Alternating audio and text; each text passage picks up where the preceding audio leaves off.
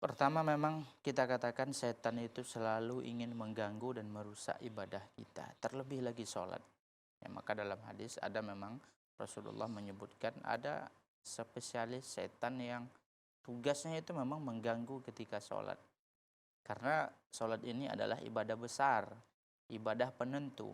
Ya, dalam hadis Rasulullah SAW menyebutkan apabila sholat ini baik, maka ya dia akan mendapatkan keberuntungan. Amalan yang lain akan ikut baik. Iya. Maka setan ini karena dia pintar juga setan ini.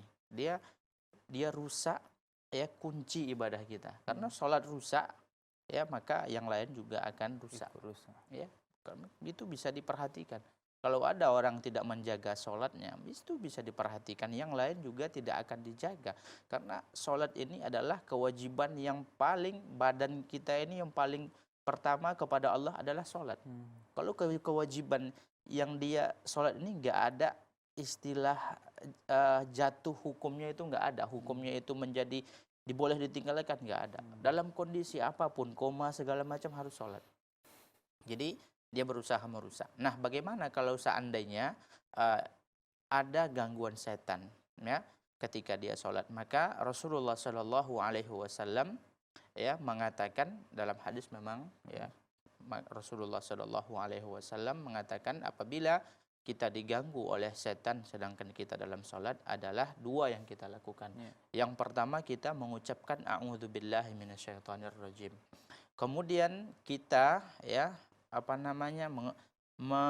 meludah kecil, bukan meludah ya.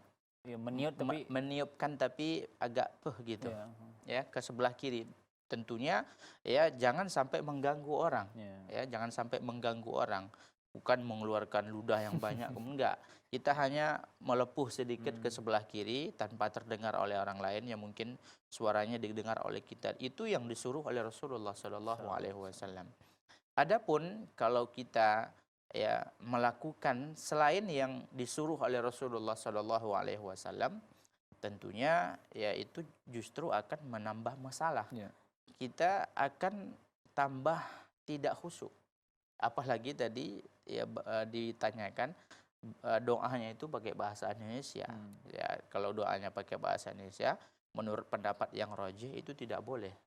Ya karena bahasa Indonesia itu adalah bahasa kita dan perkataan kita. Ya dan itu tidak diperbolehkan, tidak boleh kita berbicara ya dalam sholat karena ada hadisnya ketika ada seorang sahabat berbicara Muawiyah bin Hakam maka dilarang oleh Rasulullah Shallallahu Alaihi Wasallam. Inna hadhihi salah fiha dzikrullah innaha tasbihun la yasluhu syai'in min kalamin nas innama hiya tasbihun wa takbir. Sesungguhnya salat ini tidak boleh tercampur sedikit pun dengan perkataan manusia, kata Rasulullah. Karena salat ini adalah takbir dan memuji Allah Subhanahu wa taala. Wallahu a'lam.